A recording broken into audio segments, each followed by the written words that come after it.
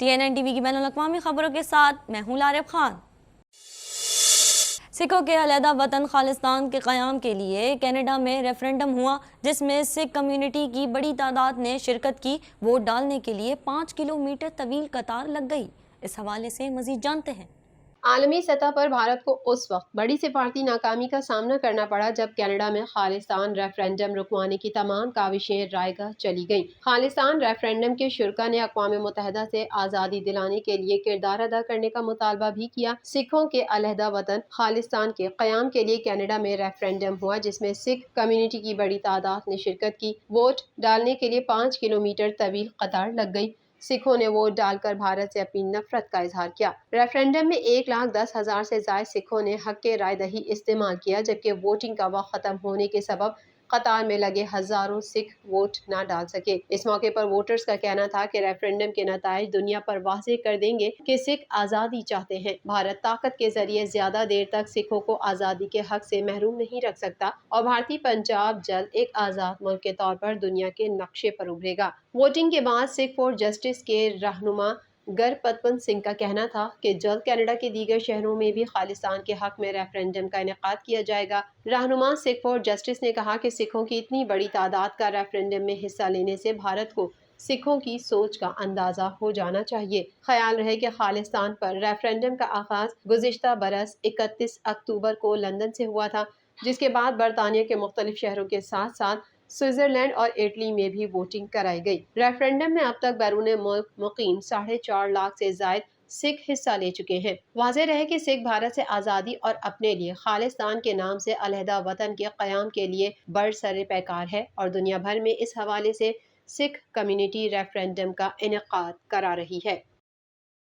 Canadian وزیر اعظم Justin Trudeau نے روس کے قبضے سے چھڑوائے گئے یوکرینی علاقوں میں اجتماعی قبروں کی موجودگی کو روسی جنگی جرائم کا نام دیتے ہوئے کہا ہے ان جرائم کا سخت احتساب ہونا ضروری ہے۔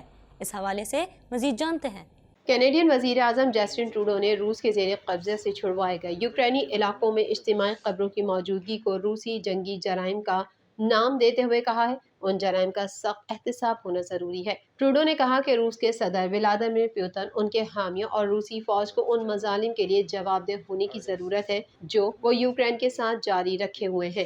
ٹروڈو ملکہ برطانیہ ایلزابتھ دوم کی آخری رسومات میں شرکت کے لیے ان دنوں لندن میں ہیں، جہاں انہوں نے برطانوی وزیر اعظم لیز ٹرس سے بھی ملاقات کی۔ ان کی اس ملاقات میں یوکرین پر روسی حملہ سب سے اہم موضوع تھا۔ ٹروڈو کا کہنا تھا کہ بلا شبہ برطانیہ اور کینیڈا روس کے خلاف یوکرین کی حمایت میں کھڑے دو مضبوط ترین ملک ہیں جو یوکرین کی پوری طرح پشت پناہی کرتے ہیں۔ ٹروڈو نے کہا روسی اقدامات بڑے کھل کر سامنے آئے ہیں، بشمول روسی جنگی جرائم کے۔ یہ جرائم ہمارے لیے قابل قبول نہیں ہے۔ واضح رہے یوکرینی حکام نے پچھلے ہفتے کہا تھا کہ انہیں یوکرین کے شمال مشرقی شہر لیزیوم کے نزدیک ووڈ لینڈ میں 440 لاشیں ملی ہیں۔ یہ قصبہ یوکرین نے روسی قبضے سے حال ہی میں چھڑایا ہے۔ یوکرینی حکام کے مطابق 440 لاشوں میں سے اکثر لاشیں سویلینز کی ہیں، تاہم ان کی موت کی وجہ ابھی تک معلوم نہ ہو سکی ہے۔ یوکرینی حکام کے اس موقف پر کرملن نے ان اجتماعی قبروں کے ملنے پر ابھی تک کوئی رد عمل نہیں دیا۔ البتہ ماسکو نے اس امر سے بار بار انکار کیا ہے کہ اس نے جان بوجھ کر سویلینز کو نشانہ بنایا ہے۔ کینیڈا کے شہر ٹورنٹو میں فوڈ بینک اپنی خدمات کا استعمال کرنے والے محنت کش طبقے کے خاندانوں میں زبردست اضافہ دیکھ رہے ہیں۔ ان کا کہنا ہے کہ وہ جو ریکارڈ تعداد دیکھ رہے ہیں وہ انتہائی تشویشناک ہے۔ اس حوالے سے مزید جانتے ہیں۔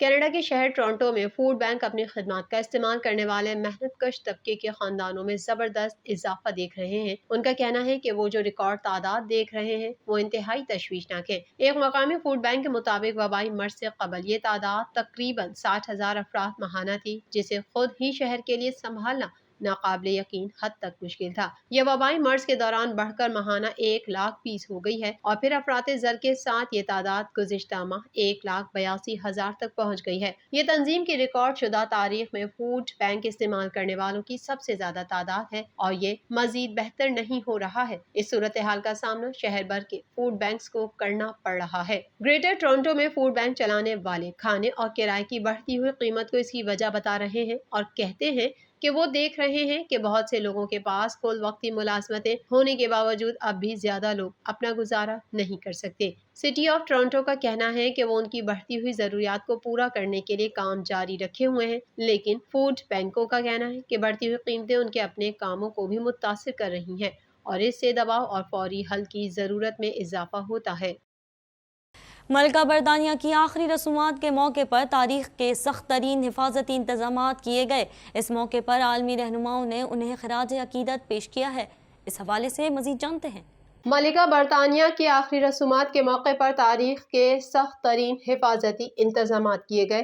اس موقع پر عالمی رہنماؤں نے انہیں خراج عقیدت پیش کیا ہے۔ بین الاقوامی میڈیا ذرائع کے مطابق دنیا بھر سے آئے تقریباً 500 سربراہان مملکت اور اہم شخصیات کی سیکیورٹی بڑا اہم اقدام ہے۔ آن جہانی ملکہ برطانیہ دوم کی آخری رسومات کے موقع پر دنیا کے مصروف ترین ہیتھرو ایئرپورٹ سے بے شمار پروازیں منسوخ یا ری شیڈول کر دی گئی ہیں۔ بین الاقوامی میڈیا رپورٹ کے مطابق ایئرپورٹ انتظامیہ کی طرف سے جاری ایک بیان میں کہا گیا ہے کہ فلائٹ آپریشن میں تبدیلی کی وجہ آن جہانی ملکہ کی قومی سطح پر منعقدہ آخری رسومات کے موقع پر کسی بھی قسم کے شور سے اجتناب کرنا ہے۔ ملکہ کی تدفین کے موقع پر برطانوی فضائی کمپنی برٹش ایئر ویز کی طرف سے 50 پروازیں منسوخ کی جا چکی ہیں۔ پروازوں کے شیڈول میں تبدیلی کی وجہ سے ہزاروں مسافر متاثر ہوئے ہیں۔ ایئرپورٹ انتظامیہ کے مطابق ملکہ کی آخری رسومات کے اختتام کے موقع پر خاص طور پر ایئرپورٹ پر 11:40 سے لے کر دوپہر 12:10 تک آدھے گھنٹے کے لیے کسی قسم کی کوئی نقل و حرکت نہیں ہوگی۔ 19 ستمبر کو کیے جانے والے ان انتظامات کا مقصد آخری رسومات کے موقع پر اختیار کی جانے والی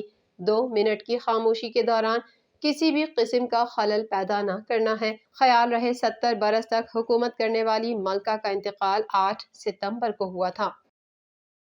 امریکی صدر جو بائیڈن نے کہا ہے کہ چین نے تائیوان پر حملہ کیا تو امریکی افواج تائیوان کا دفاع کرے گی۔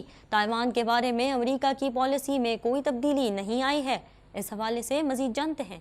امریکی صدر جو بائیڈن نے کہا ہے کہ چین کے حملے کی صورت میں امریکہ تائیوان کا دفاع کرے گا۔ امریکی صدر جو بائیڈن نے ایک انٹرویو میں کہا کہ چین نے تائیوان پر حملہ کیا تو امریکی افواج تائیوان کا دفاع کریں گی۔ تائیوان کے بارے میں امریکہ کی پالیسی میں کوئی تبدیلی نہیں آئی ہے۔ امریکی صدر کا مزید کہنا تھا کہ ایک چین کی پالیسی ہے، لیکن تائیوان نے اپنی آزادی سے متعلق خود فیصلہ کیا ہے۔